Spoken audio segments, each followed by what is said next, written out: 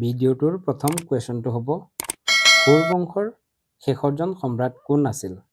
ঘোৰ বংশৰ একেবাৰে শেষৰজন সম্ৰাট কোন আছিল বুলি সুধিছে। ইয়াৰ ৰাইট এনচাৰটো হৈ যাব অপশ্যন নম্বৰ এ চিকন্দৰ। চিকন্দৰ আছিল ঘোৰ বংশৰ আটাইতকৈ শেষৰজন সম্ৰাট। নেক্সট কুৱেশ্যন, মোগল সম্ৰাট বাবৰৰ মৃত্যুৰ পিছত দিল্লীৰ সিংহাসনত কোন অধিষ্ঠিত হৈছিল? মোগল সম্ৰাট বাবৰৰ মৃত্যুৰ পিছত দিল্লীৰ সিংহাসনত কোন অধিষ্ঠিত হৈছিল বুলি সুধিছে। ইয়াৰ ৰাইট এনচাৰটো হৈ যাব অপশ্যন নম্বৰ বি হুমায়ুন। বাবৰৰ পুত্ৰ হুমায়ুন বাবৰৰ মৃত্যুৰ পিছত 1530 খ্ৰীষ্টাব্দত দিল্লীৰ সিংহাসনত অধিষ্ঠিত হয়। নেক্সট কুৱেশ্যন, হুমায়ুনে কোনজন গুজৰাটৰ ৰজাক পৰাস্ত কৰি গুজৰাট মোগল সাম্ৰাজ্যৰ অন্তৰ্ভুক্ত কৰিছিল? কোনজন গুজৰাটৰ ৰজাক পৰাস্ত কৰি গুজৰাটক মোগল ৰাজ্যৰ অন্তৰ্ভুক্ত কৰে বুলি সুধিছে। ইয়াৰ ৰাইট এনচাৰটো হৈ যাব অপশ্যন নম্বৰ এ বাহাদুৰ শ্বাহ। হুমায়ুনে গুজৰাটৰ ৰজা বাহাদুৰ শ্বাহক পৰাস্ত কৰি গুজৰাটক মোগল সাম্ৰাজ্যৰ অন্তৰ্ভুক্ত কৰিছিল।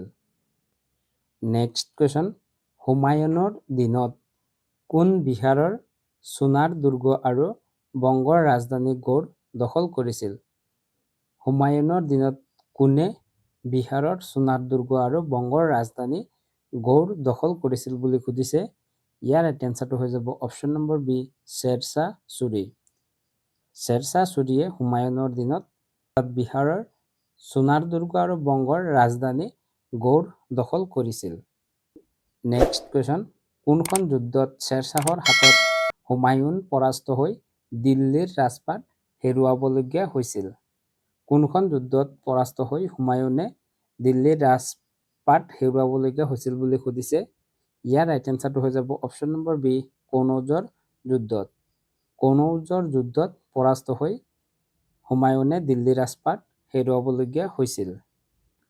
নেক্সট কুৱেশ্যন, কনৌজৰ যুদ্ধ বা বিলগ্ৰাম যুদ্ধ কিমান খ্ৰীষ্টাব্দত হৈছিল? কনৌজৰ যুদ্ধ, যাক বিলগ্ৰাম যুদ্ধ বুলিও জনা যায়, এই যুদ্ধ কিমান খ্ৰীষ্টাব্দত হৈছিল বুলি সুধিছে। ইয়াৰ ৰাইট এনচাৰটো হৈ যাব অপশ্যন নম্বৰ চি 1540 খ্ৰীষ্টাব্দত। 1540 খ্ৰীষ্টাব্দত কনৌজৰ যুদ্ধ বা বিলগ্ৰাম যুদ্ধ সংঘটিত হৈছিল। নেক্সট কুৱেশ্যন, কনৌজৰ যুদ্ধ বা বিলগ্ৰাম যুদ্ধত পৰাস্ত হৈ হুমায়ুন কোন দেশলৈ পলাই গৈছিল? কনৌজৰ যুদ্ধত পৰাস্ত হৈ হুমায়ুন কোন দেশলৈ পলাই গৈছিল বুলি সুধিছে। ইয়াৰ ৰাইট এনচাৰটো হৈ যাব অপশ্যন নম্বৰ বি পাৰস্য। পাৰস্য বা বৰ্তমানৰ ইৰাণ দেশলৈ হুমায়ুন পলাই গৈছিল। নেক্সট কুৱেশ্যন, শ্বেৰশ্বাহ ছুৰীয়ে হুমায়ুনৰ লগত চৌছাত কৰা যুদ্ধত জয়ী হৈ নিজকে কি বুলি ঘোষণা কৰিছিল? শ্বেৰশ্বাহ ছুৰীয়ে হুমায়ুনৰ লগত চৌছাত 1539 খ্ৰীষ্টাব্দত যুদ্ধ কৰিছিল আৰু এই যুদ্ধত জয়ী হৈ নিজকে কি বুলি ঘোষণা কৰিছিল বুলি সুধিছে। ইয়াৰ ৰাইট এনচাৰটো হৈ যাব অপশ্যন নম্বৰ এ দিল্লীৰ সম্ৰাট। শ্বেৰশ্বাহ ছুৰীয়ে নিজকে দিল্লীৰ সম্ৰাট বুলি ঘোষণা কৰিছিল। নেক্সট কুৱেশ্যন, চৌছাৰ যুদ্ধ কিমান খ্ৰীষ্টাব্দত হৈছিল? চৌছাৰ যুদ্ধ কেতিয়া হৈছিল বুলি সুধিছে।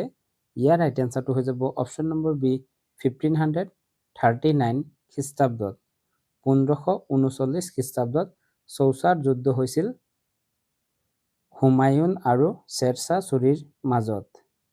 নেক্সট কুৱেশ্যন, শ্বেৰশ্বাহ ছুৰীয়ে মোগল সাম্ৰাজ্যক আঁতৰাই কি নতুন বংশৰ প্ৰতিষ্ঠা কৰিছিল?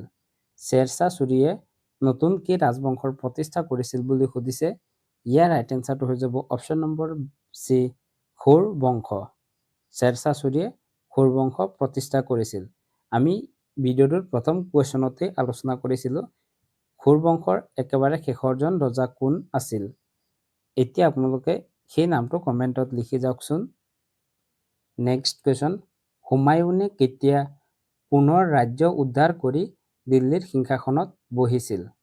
হুমায়ুন কনৌজৰ যুদ্ধত 1540 খ্ৰীষ্টাব্দত পৰাস্ত হৈ ইৰাণলৈ বা পুৰণি পাৰস্য দেশলৈ পলাই গৈছিল, কিন্তু পুনৰ কেতিয়া দিল্লীলৈ ঘূৰি আহি দিল্লী বা ৰাজ্য পুনৰ উদ্ধাৰ কৰি সিংহাসনত বহিছিল বুলি সুধিছে। ইয়াৰ ৰাইট এনচাৰটো হৈ যাব অপশ্যন নম্বৰ বি 1555 খ্ৰীষ্টাব্দত। 1555 খ্ৰীষ্টাব্দত হুমায়ুনে ৰাজ্য পুনৰুদ্ধাৰ কৰি দিল্লীৰ সিংহাসনত বহিছিল। নেক্সট কুৱেশ্যন, চিৰহিন্দীৰ যুদ্ধ কাৰ কাৰ মাজত সংঘটিত হৈছিল? চিৰহিন্দীৰ যুদ্ধ কাৰ কাৰ মাজত হৈছিল বুলি সুধিছে। ইয়াৰ ৰাইট এনচাৰটো হৈ যাব অপশ্যন নম্বৰ বি, হুমায়ুন আৰু চিকন্দৰ।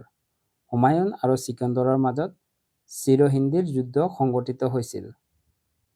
নেক্সট কুৱেশ্যন, কোনজন মোগল সম্ৰাট পুথিভঁৰালৰ খটখটিৰ পৰা পৰি মৃত্যু হৈছিল? কোনজন মোগল সম্ৰাটৰ মৃত্যু পুথিভঁৰালৰ খটখটিৰ পৰা পৰি মৃত্যু হৈছিল বুলি সুধিছে। ইয়াৰ ৰাইট এনচাৰটো হৈ যাব অপশ্যন নম্বৰ বি, হুমায়ুন। হুমায়ুনৰ মৃত্যু পুথিভঁৰালৰ খটখটিৰ পৰা পৰি হৈছিল। নেক্সট কুৱেশ্যন, কোনজন সম্ৰাটে প্ৰজাক মাটিৰ পট্টা দিয়াৰ প্ৰথা আৰম্ভ কৰিছিল? কোনজন দিল্লীৰ সম্ৰাটে ফাৰ্ষ্ট টাইম প্ৰজাসকলক মাটিৰ পট্টা দিছিল বুলি সুধিছে। ইয়াৰ ৰাইট এনচাৰটো হৈ যাব option number B, Sher Shah Suri. Sher Shah ছুৰীয়ে ফাৰ্ষ্ট টাইম প্ৰজাসকলক মাটিৰ পট্টা প্ৰদান কৰিছিল। Next question, grand trunk road কোনে নিৰ্মাণ কৰাইছিল? কোনজন সম্ৰাটে গ্ৰেণ্ড ট্ৰাংক ৰোড নিৰ্মাণ কৰিছিল বুলি সুধিছে। ইয়াৰ ৰাইট এনচাৰটো হৈ যাব option number B, Sher Shah Suri. Sher Shah ছুৰীয়ে তেখেতৰ ৰাজত্বকালত গ্ৰেণ্ড ট্ৰাংক ৰোড নিৰ্মাণ কৰাইছিল। Next question, grand trunk road কোন ঠাইৰ পৰা কোন ঠাইলৈ বিস্তৃত আছিল? গ্ৰেণ্ড ট্ৰাংক ৰোড ক'ৰ পৰা ক'লৈ বিস্তৃত আছিল বুলি সুধিছে।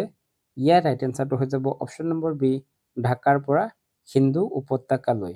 বাংলাদেশৰ সোণাৰগাঁৱৰ পৰা অৰ্থাৎ ঢাকাৰ পৰা সিন্ধু উপত্যকালৈ গ্ৰেণ্ড ট্ৰাংক ৰোড বিস্তৃত আছিল। নেক্সট কুৱেশ্যন, গ্ৰেণ্ড ট্ৰাংক ৰোডক কিমান নম্বৰ ৰাষ্ট্ৰীয় ঘাইপথ হিচাপে জনা যায়? গ্ৰেণ্ড ট্ৰাংক ৰোডক কিমান নম্বৰ নেশ্যনেল হাইৱে বুলি জনা যায় বুলি সুধিছে। ইয়াৰ ৰাইট এনচাৰটো হৈ যাব অপশ্যন নম্বৰ বি, নং 2, 2 নং ৰাষ্ট্ৰীয় ঘাইপথ হিচাপে জনা যায়। নেক্সট কুৱেশ্যন, ঘোঁৰাৰে ঢাক অনা নিয়া কোনজন সম্ৰাটে আৰম্ভ কৰিছিল? কোনজন সম্ৰাটৰ দিনৰ পৰা ঘোঁৰাৰে ঢাক অনা নিয়া আৰম্ভ হৈছিল বুলি সুধিছে। ইয়াৰ ৰাইট এনচাৰটো হৈ যাব option number C, Sher Shah Suri. Sher Shah ছুৰীয়ে ফাৰ্ষ্ট টাইম ঘোঁৰাৰে ঢাক অনা নিয়া আৰম্ভ কৰিছিল। নেক্সট কুৱেশ্যন, শ্বেৰশ্বাহ ছুৰীৰ সমাধিস্থল ক'ত আছে? শ্বেৰশ্বাহ ছুৰীৰ সমাধিস্থল ক'ত আছে বুলি সুধিছে। ইয়াৰ ৰাইট এনচাৰটো হৈ যাব অপশ্যন নম্বৰ চি, বিহাৰৰ সাসাৰামত। বিহাৰৰ সাসাৰামত এখন কৃত্ৰিম হ্ৰদৰ মাজত শ্বেৰশ্বাহ ছুৰীৰ সমাধিস্থল আছে। নেক্সট কুৱেশ্যন, শ্বেৰশ্বাহ ছুৰীৰ মৃত্যু কিমান চনত হৈছিল? কিমান খ্ৰীষ্টাব্দত শ্বেৰশ্বাহ ছুৰীৰ মৃত্যু হৈছিল বুলি সুধিছে। ইয়াৰ ৰাইট এনচাৰটো হৈ যাব অপশ্যন নম্বৰ বি, 1545 খ্ৰীষ্টাব্দত। 1545 খ্ৰীষ্টাব্দত এটি দুৰ্ঘটনাত শ্বেৰশ্বাহ ছুৰীৰ মৃত্যু হৈছিল। এতিয়ালৈকে আমি আলোচনা কৰিলোঁ আমাৰ ছ'চিয়েল ছায়েন্সৰ যি ক্লাছ 7ৰ ছিৰিজ চলি আছিল, ইয়াৰে লেচন নম্বৰ 3 পৰা লৈ অনা 20 ইম্পৰ্টেণ্ট MCQ। এই MCQত যদি আপোনালোকে কিবা ভুল দেখে সেই ভুলখিনি কমেণ্টত আঙুলিয়াই দিব বুলি আশা ৰাখিছোঁ। আগন্তুক হ'বলগীয়া Assam police, AB, UB, SI বা ADRE ইয়াৰ লগতে যিকোনো ধৰণৰ কম্পিটিটিভ এক্সামত এনেকুৱা ধৰণৰ কুৱেশ্যন অহা দেখা যাব। সেয়েহে আপোনালোকে কুৱেশ্যনখিনি নোট ডাউন কৰি যাওক। লগতে আমাৰ এই ভিডিঅ'খিনি লগৰ বন্ধু বান্ধৱীলৈ শ্বেয়াৰ কৰি দিব যাতে তেওঁলোকে কিছু পৰিমাণে উপকৃত হ'ব পাৰে। ইয়াৰ পিছত আজিৰ আমাৰ কুৱেশ্যনটো হ'ব, পানিপথৰ প্ৰথম যুদ্ধ কোন জয়ী হৈছিল? ফাৰ্ষ্ট বেটেল অফ পানিপথ, এই যুদ্ধত কোন জয়ী হৈছিল বুলি সুধিছে। ইয়াৰে 4টা অপশ্যন দিয়া আছে। অপশ্যনখিনিৰ ভিতৰত আপোনালোকে ৰাইট এনচাৰটো কমেণ্টত জনাওক। নহ'লে আমি ইয়াৰ এনচাৰটো ডেছক্ৰিপশ্যনত দিম, তাৰ পৰা গৈও ইয়াৰ এনচাৰটো জানি ল'ব পাৰিব। যদি ভিডিঅ'টো চাই ভাল পাইছে তেতিয়াহ'লে ভিডিঅ'টো এটি লাইক কৰি চেনেলটো ছাবস্ক্ৰাইব কৰি যাবলৈ নাপাহৰিব। ভিডিঅ'টো শেষলৈ চোৱাৰ বাবে ধন্যবাদ। জয় অসম।